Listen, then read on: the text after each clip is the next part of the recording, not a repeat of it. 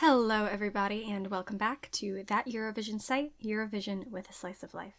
I'm Shiloh and today I will be reacting to the two qualifiers from the first semi-final of Melodifestivalen 2025.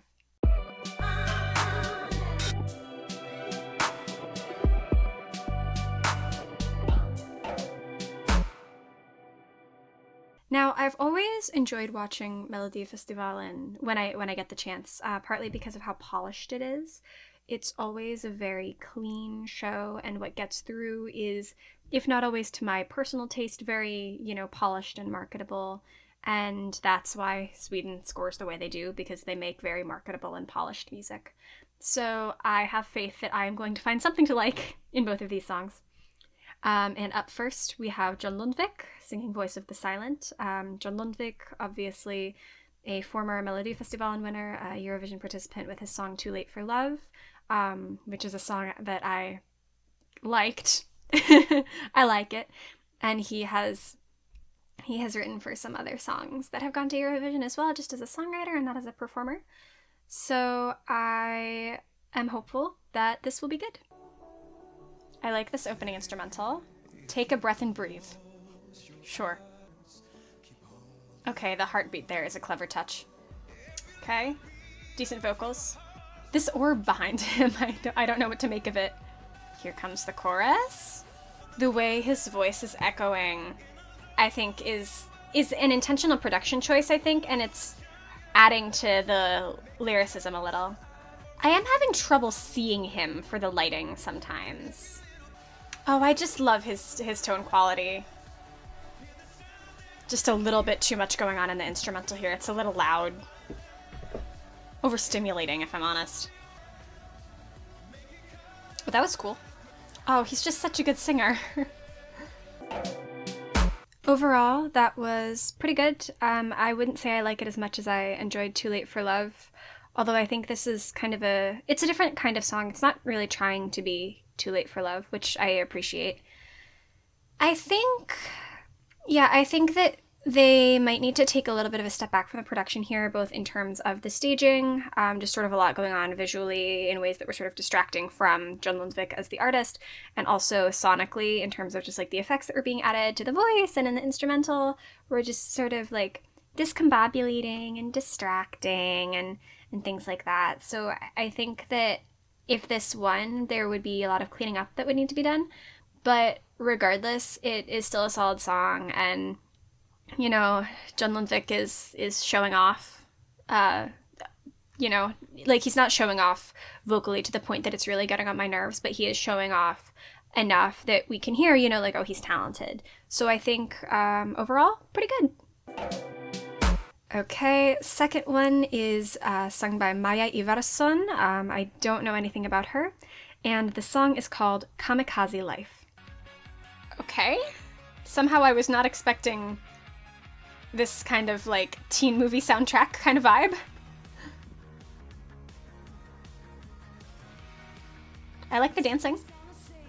Not too impressed by these live vocals though, if I'm honest. This song is from like 2012. I wish she'd take up a little more space with her body, like move around, like take up more space as she's moving around.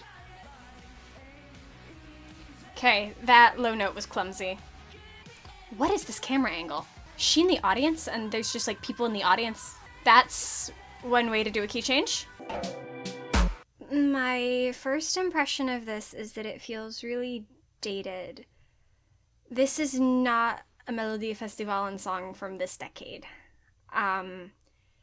This would have been really good and really cool more than 10 years ago, but it just doesn't feel like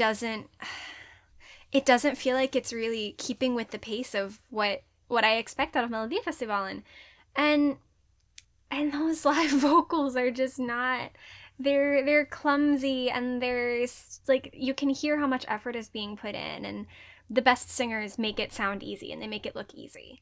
Maja is not doing that.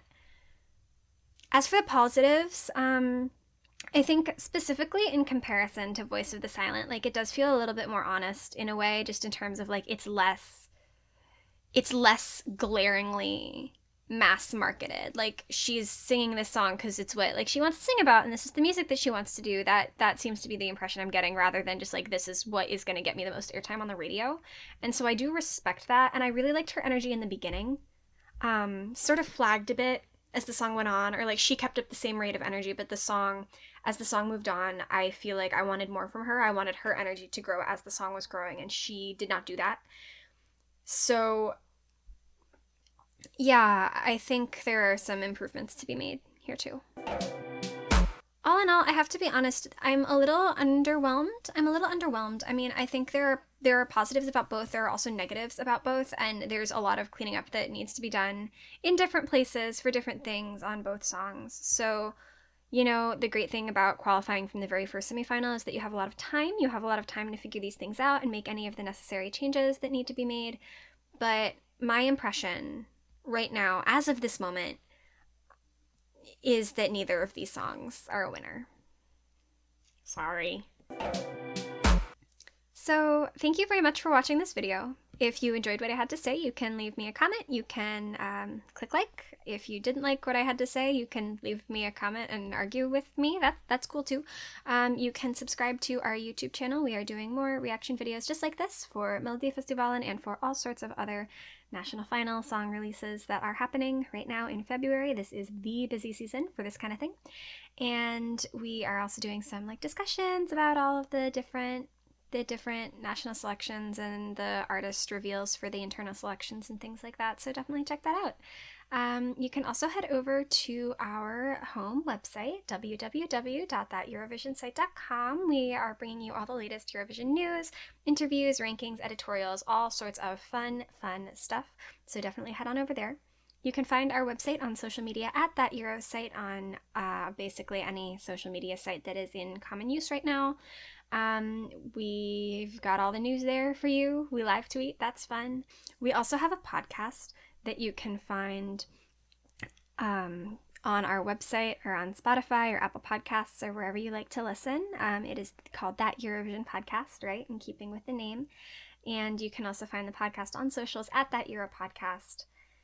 And we have not a lot of podcast exclusive content up there right now, but there is plenty from previous years, previous Eurovision seasons, and there are audio versions of all of our discussions and interviews that are also on our YouTube channel on the podcast. So definitely check that out. Thank you very much again for watching, and you'll probably be seeing my face again soon.